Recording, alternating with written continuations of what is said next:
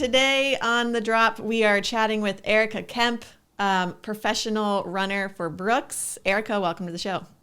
Thank you. Thanks for having me. Where are you right now? I am currently in Providence, Rhode Island, which is where I live now. It's where my coach is, and I moved down here after Boston last spring. Oh, that's not that far from us. Kind of. I mean, we're in Baltimore. Yeah. Okay. It's still on the East Coast. Yeah, right. Yeah. Like you're not over in Portland No. running happy over there. No, So, I just moved like 40 miles south of where I was. Who's your coach? Kurt Benninger, Molly Huddle's husband. Okay. Yeah, I want to talk about that relationship for sure, but let's start like way back. Let's get the origin story. So when did running start for you? It started back in high school. My high school soccer coach was also the track coach. So my freshman year, he saw something in me during preseason and hounded me. Was it speed? Something like that. I honestly think it had more to do with the fact that none of the running ever made me tired. So he most people would do, the 3-mile run that we had to do for soccer and be like winded or exhausted. And I was just like, it was just fine. And I'd never run before, but for some reason I could just do those longer runs and have absolutely no issue. So he hounded me all season. I said no. He hounded me during indoor season. I said no and missed the first half of the season because he eventually caught me in the hallway. He was actually our in-school suspension guy.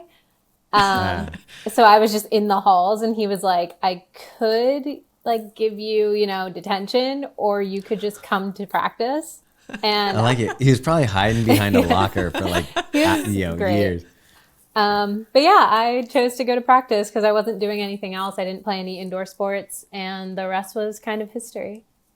I mean, how awesome is it that somebody took interest in you and pulled you into a sport where you probably hadn't really spent much time thinking about it, and now it turns out that's, what you do. Yeah, no, it's crazy thinking about I had absolutely no desire to run. I didn't know what cross country was, and I still didn't do cross in high school, but I never imagined myself doing track in high school, let alone becoming a professional marathoner someday. So it's great that somebody saw it, because I definitely wouldn't have dreamed it for myself. And you said you, sorry. No, go ahead. You said that your engine, you would do the runs at practice and you weren't tired afterwards. And I'm guessing at this point you've tested your VO2, you've been on a machine or something like that. Are you exceptional, or is it mental? I think by standards of human beings, especially for a female, it's definitely pretty high, and I'm definitely in the right sport. All right. What was you said no to joining the running team several times. What was it? Just you didn't like it, or you didn't know about it, or what was the Were they hesitation? nerds? Yeah. The last bit for the cross country thing for sure. During soccer season, we could see the cross country kids doing their practice laps around our sports complex, and they're just it didn't appeal to me. It didn't look like a thing I wanted to do, or necessarily a group I wanted to be a part of. I was super happy with the friends in the group that I had, and I was I don't really want a piece of that. And then track was you just look like so... you were a cool kid. I'm guessing high school wasn't hard for you like it was for us. It definitely wasn't traumatic. It was fine. But then for track, I think it was more just unknown. I didn't know who was on the track team or what it was, because there's so many events. So it was a massive team, and I didn't know anybody on it. So I think it was just more so the unknown thing for track. But cross was just intimidating in a way of I don't even know where I would begin to engage with these people. But they ended up being the distance girls on the track team, and they did we were friends by the time I graduated. Yeah. What was the name of the school? Rancocas Valley Regional High School, or just RV for short. And is that up in Boston? That's down in South Jersey, which is where I grew up. Okay, South Jersey. So Rhode Island. Wait, wouldn't that be north of New Jersey? Mm-hmm. Rhode Island's like New How's it- England, okay, so okay, my we're mind still was- a good bit north of where I grew Yeah. up. So you go to this first practice, and do you immediately fall in love and you're like, this is my sport, or does it take you some time to get into it?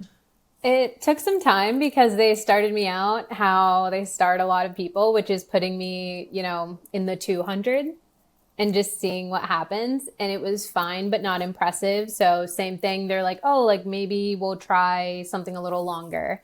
So it was like 400, 6, 8. And we just kept moving up in distance until I was like super competitive. And that ended up being in like the mile and the 2 mile. So once we finally got there and I saw like immediate success with almost no training, they were like, I think you're going to be a distance runner. And then we stuck with that for See, the that's most interesting part. to me, though. You start off in the. It's interesting because you start off at like a really short distance, and you get to see if you have that explosive, like fast muscle twitch, and then they moved you up until they found your spot, and you weren't discouraged at all as you kind of like went, like as they clicked off like the next level. Like, how did you stay motivated?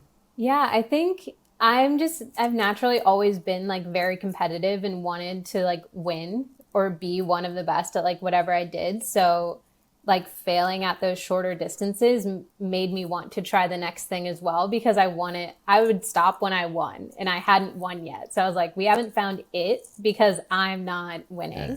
So we just kept moving up and then I finally started winning. It just unfortunately was like the 3,200. Okay, so you go through high school, you realize this is a sport that you are talented at. You continue pursuing. What does college look like for you? College, I went to North Carolina State, go Wolfpack. And that one was a bit of an adjustment just because, like I said, I didn't do cross country in high school at all. And cross country is huge in college, especially like as a distance runner. Before I even got to campus, Coach Hennis and Coach Geiger were like, cross is non-negotiable. Like, we want you here, but you will have to participate in cross country. So I was like, all right, that's fine. Because in college, you run the 5K and 10K anyways on the track. You don't have a 3,200. So it's like, all right, 6K cross is just somewhere in there. But it was a bit of a bear. It definitely took me 4 years to like really get cross country, but it was very good for character development and probably like athlete development as well. But yeah, it was great. It's like a PR person. Yeah. I mean, like, yeah, cross country will really show you what you're made of. I don't enjoy it now and I don't have to do it anymore, so I don't. But everyone should do it at some point. What were you studying at North Carolina State while you were there? I majored in psychology and Spanish literature and minored in statistics. All right. I'm starting to see a theme here. A lot of us runners, psychology degrees. Yeah. Bachelor of Arts. Yeah. It just like goes so well with running. Okay, so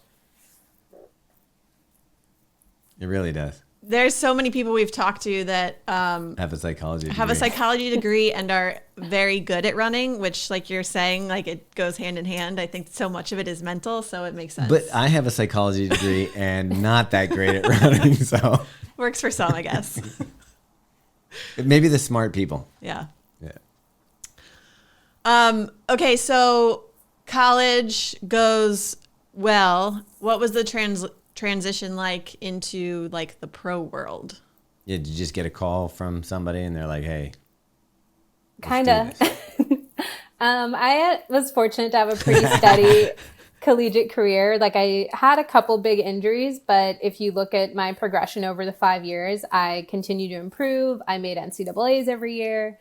My best finish was like 5th. I had good PRs. So like I had like a good body of work coming out of college. So when I graduated, I got a call from Rick Santos, was the coach of the BA at the time. He's now the men's coach at Stanford and they're doing amazing. But he reached out after I graduated and was like, do you want to come up, take a visit? I think this team could be a good fit for you. So it was like very similar to the college recruiting process with the whole like visit thing and like meeting everybody. So I took like an adult visit. And it was great. I loved Boston. It was a city I'd always wanted to visit and like thought I would enjoy living at. Because like I grew up in New Jersey, and after spending 5 years in North Carolina, I kind of wanted to go back up north. I didn't realize how far north Boston was actually. It's like 6 hours north of New Jersey, but it still like had enough feel of like home but like enough of a change that it felt new. So it was just a really good fit. So I took my visit. I enjoyed it. I was like, yeah, I definitely want to be here. Okay, so that's why I thought when I got confused with the South and the North, because you said I went down to Rhode Island. Yeah. And then you said you were from New Jersey. So you're coming from Boston to Rhode Island. So I was in Boston for the next 4 years. Right. So when you went and visited, obviously it was a good fit. You liked the city. Did you know anyone in Boston, or were you just up and packed and moved in like totally alone? I knew a few people in the area. I knew people that like lived in New England in general. And I had a couple of college teammates that lived either in Boston or really close by. So it wasn't like completely foreign. I knew enough people where I was like, this isn't moving to a remote part of the country that like I actually know not a single human being. Okay, and so what does being on the BAA team look like? Like, do you have a schedule every day? Like, I mean, it's your job, but it's not a typical job. Like, what does it look like? Yeah, when I first started, we probably met like 3 or 4 days a week, like big workout days, and then maybe 1 or 2 easy runs or like the long run or something. And then my last couple of years with them, we met like 5 days a week, which was like, I mean, that's like almost every day, which is different to what I do now, where it's back to that like 3 days a week, where like your easy runs are more so like on your own. Like you can absolutely meet up with people if you want, but there's something refreshing about just like being alone and just like letting your body run whatever pace it needs to recover between those like days without, the pressure of like matching up with somebody else. Keeping up, yeah.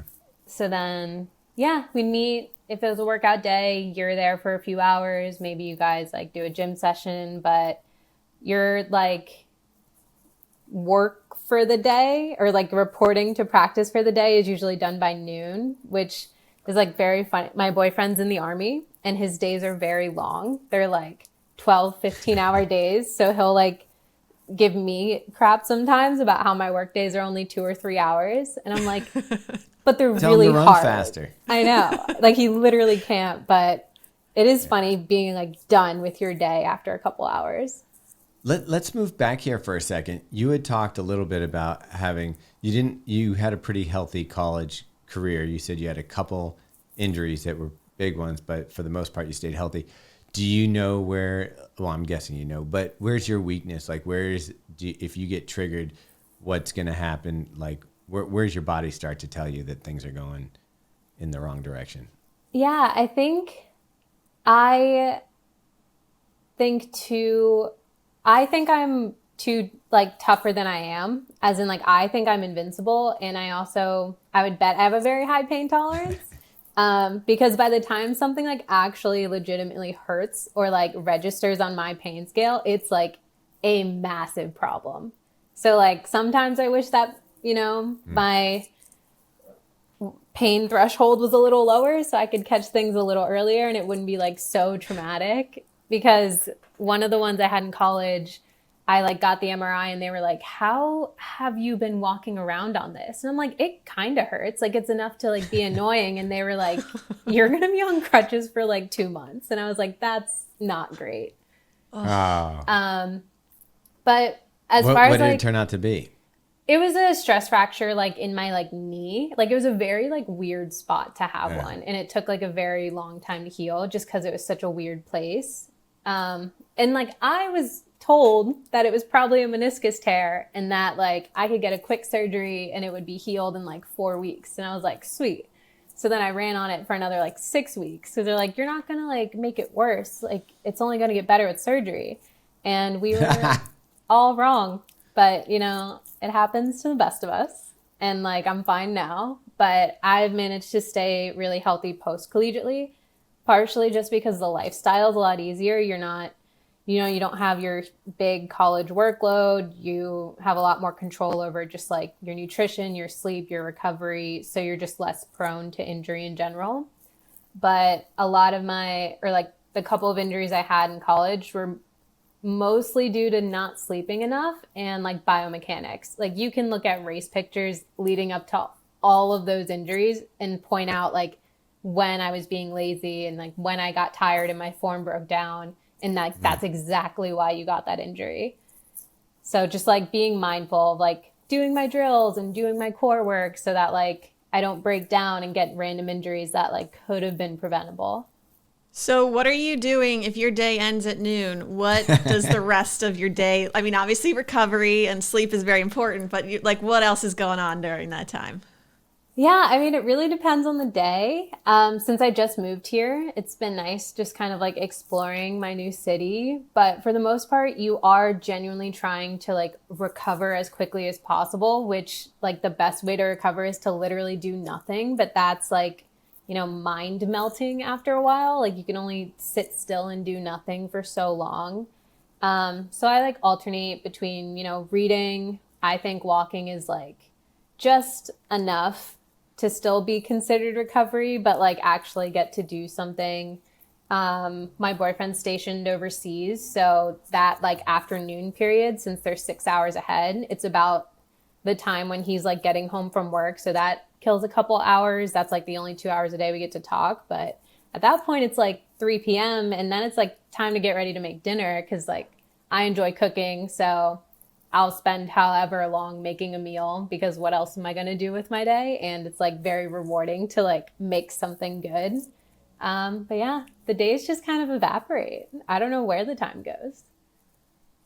Is he in Germany? Yeah. How did you guys meet? We actually went to high school together. We had Spanish together freshman year of high school, and then we both played soccer. So we had, you know, a lot of the same friends, and we grew up a couple miles apart. So once we became friends, it was like very convenient. Oh, wow. That's a very wholesome story. I mean, we did like, Have you guys always had this? you know, like we definitely like broke up at some point. We dated in like high school and college and then like broke up halfway through college and then didn't speak for like 6 years and then reconnected back in like 21. Whoa. And then the magic was still there. Yeah. And we're like Well, adults I was now. actually going to ask you because, you know, you have to be so I was going to ask you because you have to be so disciplined playing a sport in college, especially if your scholarship depends on it and that kind of stuff. Do you feel like you got the full college experience, the partying, the having fun, the, you know, being a college kid, or do you feel like you kind of missed out on some of that because you were so focused?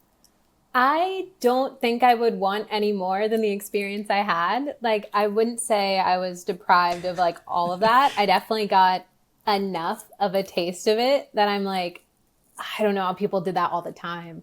Like once or twice a year, you're like absolutely exhausted. Being hungover is not fun.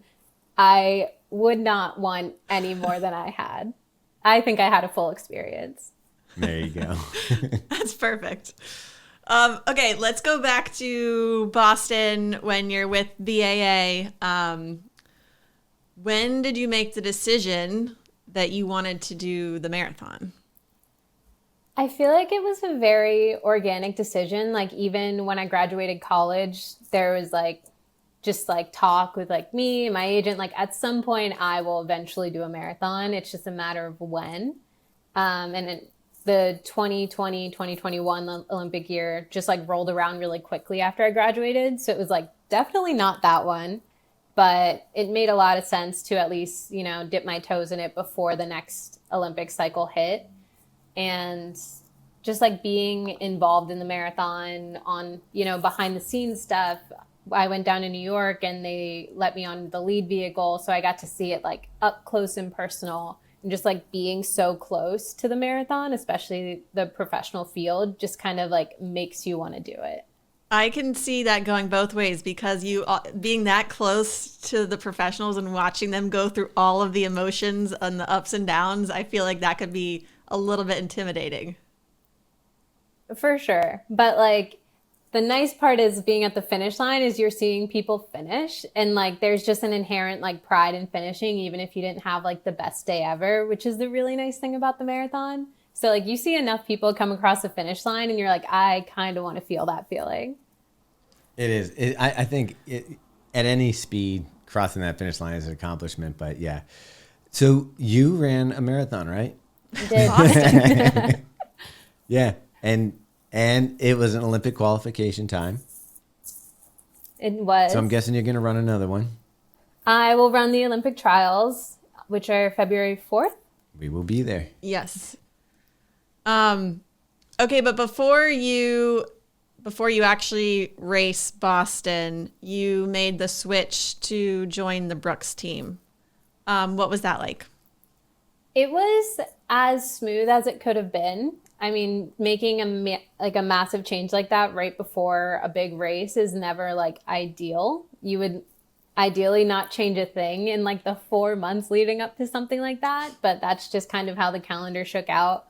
My contract ended with BA in December. I decided not to renew, and then I signed with Brooks in February, so like 10-ish weeks out from Boston. So it was like a lot of change, you know, entirely new shoes, entirely new clothing, a new coach, like just a new setup in general. But I think I felt very supported through all of it. And I think we handled that transition as best as we could have. And it made me really excited to run Boston. I mean, Brooks was launching the Des collaboration and like they had such a fun like setup over the weekend. So it definitely made me even more excited for it. We interviewed Josh Kerr recently, and he was wearing the new Hyperion Elite model. Have you been running in that? I have. I ran Boston in it. So you feel pretty confident? Oh, it's so good. Okay. I was going to say, what was more challenging, the change in coaching and I guess the training style, or the adjustment to the shoes? Oh, that's a good question.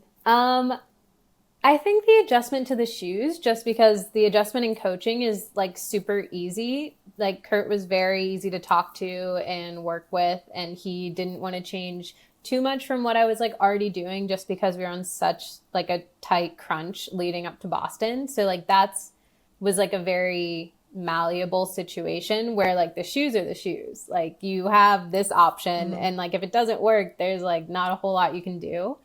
So it definitely took like,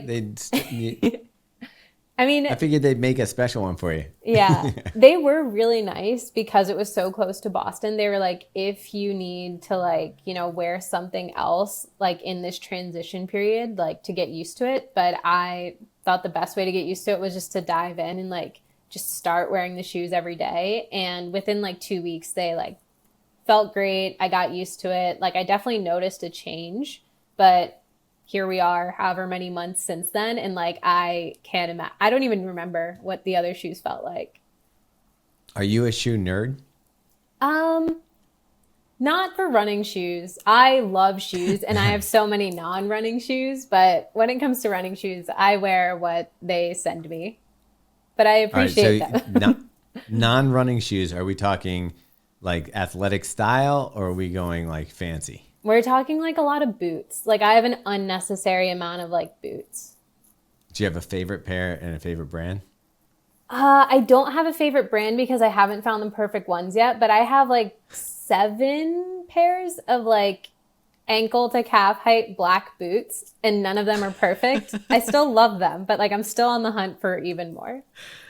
I'm really curious as to what like they're missing. Like what is this perfect pair? I think it's like somewhere between like the color and like the height. Like I don't even know exactly what I'm looking for, but when I find it, I will know.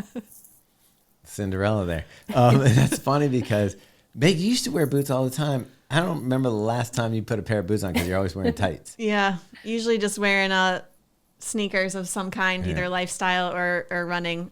Did you? I don't know the timeline between BAA and Brooks, or if there was much time in between, but did you have a chance to try any other brand shoes, or were you strictly one to the next? I didn't have a ton of time to like try on different shoes. Like we talked to some different people, but everything was like happening so quickly, and we were like trying to get everything done as soon as possible to like give me more time before Boston, that there was no real time to like try product. It was just like, let's meet these people and these companies, and like if we like them and like everything works out, then we'll move on. Well, I'm curious because I don't know what BAA are. They sponsored by Adidas or Yeah. Mm-hmm. Okay, so Adidas.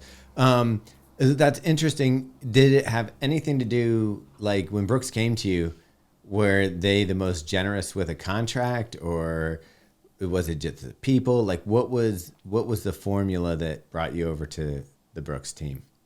I think it was just literally just overall everything, like everything you said plus more. Like when I had my first couple like conversations with them, they just asked me like, how do I, see myself in the running world? How do I, see my impact? What do I want to do? Both like performance wise and just in general. And they just asked like a lot of very like personal questions about me. And then they were, very upfront about like what their missions are as a company, what they're looking to do as a brand in the next few years, how they feel about running, what they're looking for. And we'd both just kind of like laid all of that out on the table. And immediately it was like, wow, there's like a ton of overlap here. That's really nice. So it was just like a very organic fit. Like everything I was looking for, they was in alignment with what they were looking for. So it's like, what else do you want? Well, that's interesting because I can guess on performance side, you want to squeeze every ounce of talent out of you as you possibly can. Right. What else do you want out of running? Yeah, so I think just making it more fulfilling, because sometimes running, especially like running professionally, it can feel like a very selfish thing to do, like some people are just like doing like really cool, impactful things with their lives and their careers. And I just like, train every day, and then I go like, do a race, and it's like, what am I doing it for? Like prize money? Like sometimes like that's nice. Like titles, like those are cool, but it's like what beyond that like isn't about me. And Brooks was really, reinvigorating their Future Run program, which is like a youth program, and they're like really putting a ton of like money and effort into it, and like creating all these opportunities for kids in different spaces. And it's like, that's really cool. That's really impactful. And yeah, because it's like, I don't know how I'm going to do it, but them like providing those spaces and those opportunities, I was like, that is definitely something I would love to be a part of. And obviously you have to start at some point. We all think about the future, like you can't be, well, maybe you can be. We're seeing people now running, right. I know they say Eliud Kipchoge's 38, but he's probably 50, 60 years old. Yeah. But like, is it a space? Like I look at Des, who's still competitive, but she's been with Brooks for a long time, and it's hard to imagine Brooks without Des being there. Kind of like Joni Benoit with Nike. Do you see, like, would that be the ideal goal, is to be part of this brand and have this relationship last past racing and past, what you're doing currently? Yeah. I mean, I think in general, the dream is that like whenever you retire from competing competitively, you can still stay in the space and do something. And, having good relationships with brands definitely helps with that, finding your way on that next path in that next chapter of your life. So that's definitely like, something you always want to keep in the back of your mind. But right now it's just like, like you said, getting the most out of me while I still can. Yeah. That's awesome. Okay, so let's talk about your coach relationship, because when you were training for Boston, you were in Boston. He's in Rhode Island. Mm-hmm. So I'm assuming, did you guys ever meet in person? Was this all calls? Like, were you training by yourself? What did that look like? Yeah, there were definitely a lot of calls, and I did some workouts by myself, but my like really big sessions, I just went down to Providence for those. Because the weather is a tiny bit better. I mean, it's just south of Boston. You can take the commuter rail and be there in like an hour. So it's like a very easy commute to make. So I definitely just came down to Providence for my big sessions. And then for a couple of my bigger long run workouts that Kurt wanted me to do on the course, I just had a friend in Boston bike with me while I did that. So I wasn't like alone for those big sessions. That's awesome. It must have been an advantage training on the course before running the marathon. Everyone said that. And I think like having lived in Boston for a few years, the emotional support on the course, I felt like was a bigger advantage than like literally seeing the course before, because the section of the course I'm really familiar with is like the last 10K, which like, yeah, it's really nice to like see some of those hills and how it finishes, but it's really hard to replicate the first like half of it because there's just not that much downhill, anywhere. So that was still very foreign. And I feel like that would be the most advantageous part. And I just didn't do it, but it was all good. Were you ever thinking, I mean, this was your debut marathon and it's not exactly an easy course. Were you ever contemplating a different race, or were you like, it's Boston, this is my town? I had to be Boston. Like there was never a thought that like, oh, if I'm going to do my first one, I want to go here because it'll be fast, or I want to go there because it would be this. It was like, when I do my first one, if it had to be Boston. And I'm glad that it was, because even though it was like physically very challenging, it's kind of like, baptism by fire. I'm like, the next one, no matter where it is, should be a little easier. Well, I don't know. Don't do New York. But you trained obviously and had an idea and a goal pace for Boston. How close were you to what you were training for and what you ended up with? Oh, that's a tough one, because I had really bad food poisoning like 10 days out. So what I was training for and what I thought I could do was like a good bit faster than what I did. But considering I spent like 3 days not eating and just absolutely miserable, like that close to the race, just like somehow rallying and like still having the race that I did, I think we managed everything as best as we could. And like on the day, I was like very, very proud of that effort. But if you looked at like my training beforehand, you would have been like, oh, she's going to run like, mid 220s. Like I was so excited. I was like, we are going to smash 230. We crushed our last few workouts. We were feeling great.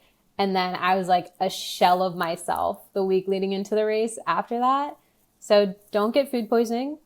Probably my top marathon training tip. It's just like not a good idea. That's a pretty good stretch, and don't eat burritos too close. Do you know what gave you the food poisoning? My best guess is this, like, I had this like tiramisu that I didn't eat while I was like out at the restaurant, and then it sat in my fridge for like a week, and it didn't look great, but I was like, what's the worst that could happen? And I had the worst that could happen. So like, if you're questioning it, probably just don't eat it. So will you ever eat tiramisu again? No, I like genuinely get nauseous every time I see it. Just thinking about it? Yeah. You walk by it at a restaurant? No, if I like see it in the store, I like get queasy. That's amazing. So note to everybody, do not bring tiramisu to the party. Hey, so you just said that you were aiming closer to mid 220s. Mm-hmm. Obviously, that's spectacular. That's put you right in there with all the American women right now. I mean, is the record still two? No, Kira's down to what, 218 now or something like that is the Emily fastest? ran 218 last fall. Emily, that's it. Kira did the half. She got the half there. All right. So, but I mean, that puts you in the mix. That puts you in distance. Like a good day could get you there. Yeah. Are we going to run the Olympic trials like full out, or are we just showing up? No, we're not going like for fun. Like this is not like for the experience, even though it's like it will only be my second marathon. We're, training for and going in with every intention of like if we have a great day and like we just run tough and like are fit, like very realistically have a chance. Have you fantasized about wearing the USA uniform in Paris?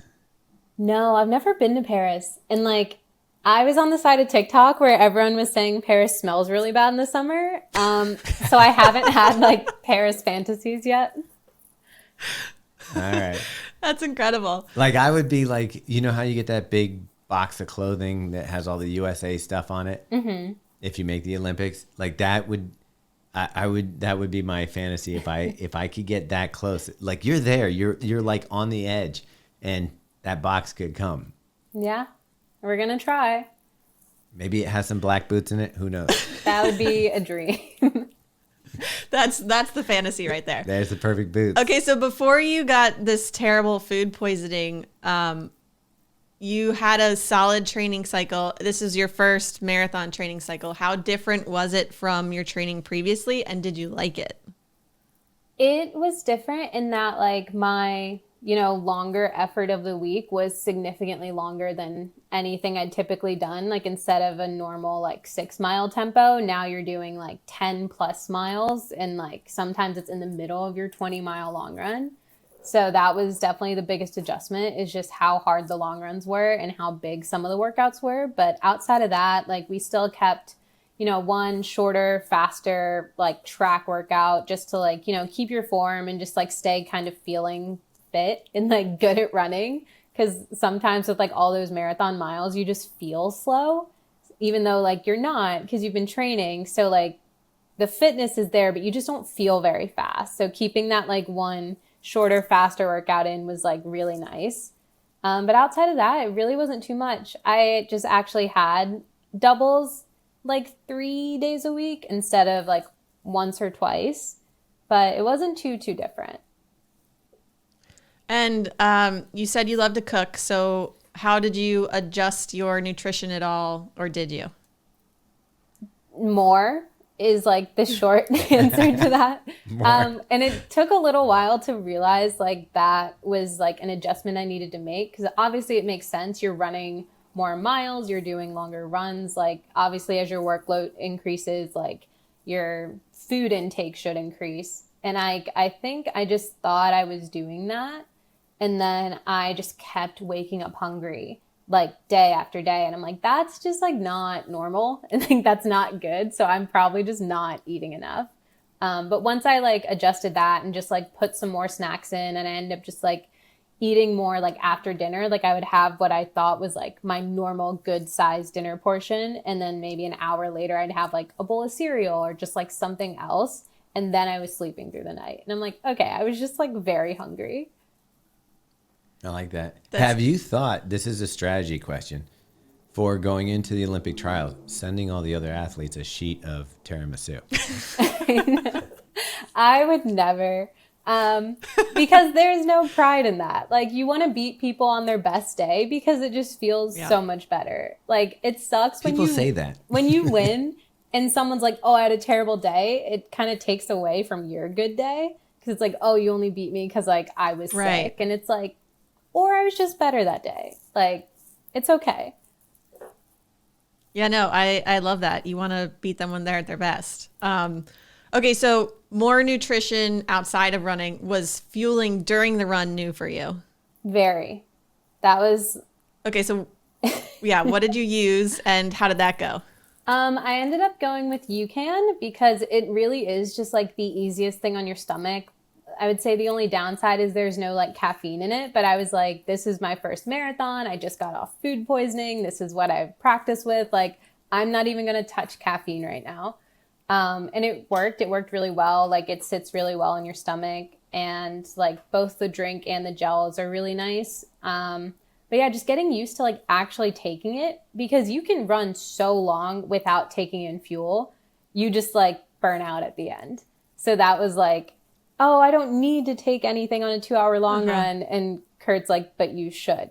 Like, you should be taking something every 4 miles. So I'm like, yeah, but I'm not like hungry yet. And he's like, it's not about being hungry. That's the point. So it's definitely an adjustment. Yeah. And so do you use on race day, are you using the bottles, the liquid, or are you using gels? I alternated. So like every other station, I would do a gel, and then the next one would be a bottle, and then a gel, and then a bottle, just so I wasn't taking like a lot of liquid, like within, 20, 30 minutes of each other, just so like my stomach felt good. But I don't know. We're teasing maybe just going all gels, because I just really don't enjoy taking on liquid like that. Like more than a sip, I just don't want it. Yeah. Do you carry, or would they be on a table? Both. Always have emergency gels in your sports bra in case you drop one or like just like That's miss what the I do. station. Yeah. Well, men's clothing usually has more pockets. There's like no Yeah. They pockets do, but on our you like know what? racing buns. I Yeah. gotta tell you something. The sports bra, so much better than what we've got. Like you Yeah. guys had that. You can do the phone in the back. Yeah, Yes. the pocket bras. Do you have that those? one's Yeah, those are And- good. My favorite. Yeah. Yeah, like we put it like in the back. Your waistband is bouncing around. Yeah, not ideal. You said no caffeine. Are you a no coffee drinker? No, she No. wanted caffeine. She just Yeah, I hadn't wanted it. changed. I just Like, hadn't they don't have it practiced. with you, Ken. Yeah. Okay. Sorry, I didn't mean to answer for you. You're good. But I paid attention. I was listening. Thank you. But no, I drink a lot of coffee. I have coffee right now because I need to run later. But yeah, it was actually like very strange not to have any caffeine during the marathon. So I'm curious what it could have done. It's awesome. I love it. Yeah. It's pretty nice. It's good stuff. Work that out for Yeah, the we'll definitely Olympics, or try it for the Olympic next trials. one. Yeah. So can I ask her about her running shoes other than race day? Yeah. All right. So Brooks has a lot of options for daily trainers. We're not a fan of all of them, but we do like the new Ghost Max. I don't know if you're running that one yet. What's your go-to daily trainer, garbage mile, just easy run shoe? I have been going to the Glycerin 20. There's just like something about it, especially like on easy days or after a workout. It just feels so nice. Like my feet just So like feel. it's a recovery. Yeah, shoe for like you. my feet just feel happy in it, and it like has plenty of cushion, but it's not super heavy anymore. Like the Glycerin of like 6 years ago might have been heavy, but like this one's really, really nice. It's just like being on like pillows, and my feet are just like very happy. They're coming out with a Glycerin Max too. I know there's a, I don't know if you tried the Ghost Max. But, I have not tried the the Ghost Max yet. Okay, you call whoever is at your place. I've heard And great get things yourself- about it, but like I have so many shoes. I will try it at some point. Yeah. Just tell someone to send it to you. And then Glycerin Max is coming out as well. It's a lot of shoes. Yeah. Okay, so what is coming up for you now, racing now until trials? I'm doing the Boston Women's 10K down the road, and that's next weekend, so October 7th. And then Wait a second, didn't you do that one? No, that's the BAA 10K, not women's. Oh, okay. Which did you win that? I won the Boston 10K last year, yeah. Yeah. Okay. Last Meg October. was there. Yeah. No. That was this year. You're getting them confused. Yeah, so I'll do that one and then take a little bit of like a couple down weeks just to kind of like dull the edges a little bit before we go away to camp to start getting ready for the trials. What is camp? I don't know. They've talked about a few different options, but we have not made any decisions yet. But at some point in November, we'll leave Providence. Okay, like just somewhere at altitude, I'm assuming. Maybe warmth. More so warm. I think we're Okay. like 'Cause you're gonna have to prioritizing run. just being hot. I would. Yeah. Orlando could be nuts. Yeah. So we've interviewed you here and we've asked some questions. Probably all like the best questions you've ever gotten. What is the worst question you've gotten on an interview? And was it today? It was not today. Actually, The worst sounds so harsh, but it was definitely like the strangest question I had gotten. And it wasn't on a podcast. It was actually like 2 weeks ago when I won the Philadelphia distance run. One of the like local reporters asked how it felt to beat the Kenyans because I beat a Kenyan woman. And I was like, excuse me? And he was like, doesn't it like feel good? Like the Kenyans always win. Doesn't it feel good to beat the Kenyans? And I was like, that's such a strange question because there's no more, at least for me, there's no more pride in beating someone from another country versus someone from my own. Like a win is a win. I don't have like any personal beef with Kenya. Like there's no additional pride in like beating someone from there. It was just like very strange. That is a strange. I think, if you don't understand. I was gonna say this person was clearly not a runner. Yeah. Because for sure. It would be like asking. Yeah. I think it's like asking like if you beat the Patriots when when Tom Brady was quarterback. It's like, okay, they seem to win every weekend. Yeah. What's it like to beat that team? Maybe that's where it's coming from. But yeah, I'm glad you beat a Kenyan though. Thank you. Was that the Philly? How long ago was that? You said 2 Philly weeks. distance, 2 weeks, yeah. So are you happy with that performance? I was hoping to run like a little bit faster, but I haven't really raced much since Boston. And it's like training has been going super well, but translating that back into races coming off the marathon has just like felt a little weird. But I felt a lot better after Philly distance run, talking to like some of the other like male professionals who were like, oh, my first couple races after the marathon were garbage. Like training was fine, but like racing felt awful for a little bit. So I was still super happy. I mean, I was only 15 seconds off my PR and I was really happy with how I raced it. So like, it was actually a really good day, even though like in my head, I was like, God, I wish I ran like 2 minutes faster. So you're mingling here with all these great runners right now. Who are some of the people that when you are around, you feel like, hey, this is fun to be in this sport, both men and women? I mean, all of them. There's nobody special? I mean, okay. It's just like everyone's done so many incredible things. Like, 2 days ago, it's like pouring and I'm just like doing an easy run and, running past Emily, who's like finishing her run. But it's just like, Providence is kind of a small town and there's like an insane amount of running talent here that it's just like wild. But it's super fun to like go to races and like toe the line with like Olympians and record holders. And like, I'm like old enough now where I don't quite get like starstruck because now these people are like friends, but in like competitors and like I know them as like people, but it's still just like insane when you hear them announced on the start line as like 15-time national champion and you're like, oh my God, like it's wild. That's for us. We go to the Falmouth race in August. Mm-hmm. We've been there the last 3 years and there's just so much talent that goes to that race.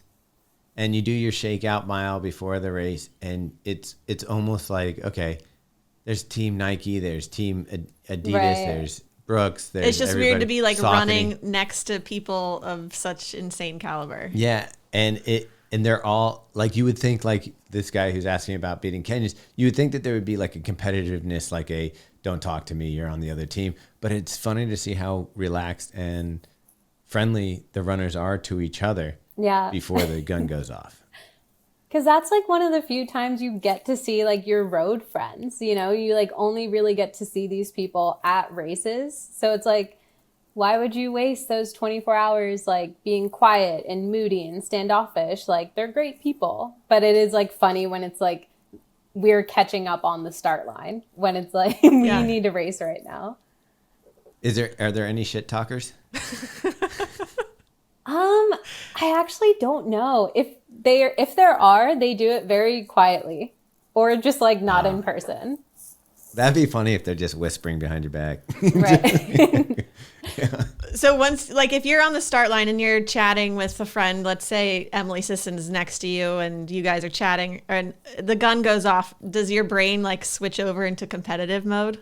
Oh yeah. Like as soon as the gun goes off, it's like we'll be friends at the finish, but There's like, Yeah. it's very rarely happened where like you're still that friendly, like mid race. Yeah. And I'm not since- friendly and I'm not competitive. So like mid race, don't talk to me. Yeah, I'm fine. Since you are in Providence now, do you ever get to run with Emily? She not that often. She's Okay. just on a very different schedule. Like I'm on, for the most part, a normal like 7-day week, and she does like 10-day weeks, but it's also like very flexible. So she's, I don't know what she's doing most days. It's usually not the same kind of run we're doing. Okay, but you're running with your team there. Mm-hmm. Yeah. Cool. All right. Well, we're really excited to watch you in Orlando because we will be there. And hope that the training goes really well up until then. What would be your favorite post race? Like if you finish really well, or when you finish really well, I should say, what how do you reward yourself with, like, what's going to be your meal? Oh, that's a tough one. Because, like, after a normal race, I feel like that'd be really easy. But after a marathon, like, I feel like you didn't want to eat anything. Like, after Boston, I just ate, like, a ton of cold, like, mac and cheese that they had in this, like, room. I wish it was hot, but it wasn't. But I was so hungry after my shower. It was all rainy. Anything better than that would be fantastic. Anything better than cold mac and cheese? What about, do you celebrate? It's a very with, low bar. Do you Yeah. celebrate with a beverage? I do. What is your favorite? Oh, that's a good question. I'm a sucker for like a good classic, like dirty martini. Or All right, you came to the yeah. right place. That's our drink. You got it. then I will have one of those in Orlando after a good day. All right, I will shake it. Perfect. I'll shake it up for you. Yeah. All right. Awesome. Thank you so much for coming on, Erika. It was very fun to chat with you and to get to know you a little bit better. And like I said, we're going to be cheering for you in I Orlando. know And it's can't so much. wait. It's so much fun to meet some of the athletes that Yeah. are going down there, because now I feel like we're invested in their performance. So Yeah. we will be like. And rooting for you. we know what shoe's going to be on your foot, right? Yeah, Hyperion Elite Yeah. 4. you've Yeah, seen it. Okay. Yeah. That's exciting. We're hoping Meg's running Chicago is coming up. Yeah. Next Oh. weekend. We're Good hoping luck. that we won't just be spectating in Orlando, but we'll see. Yeah. Well, it should be a good weekend. I hope you guys get good weather. Yeah. Fingers crossed.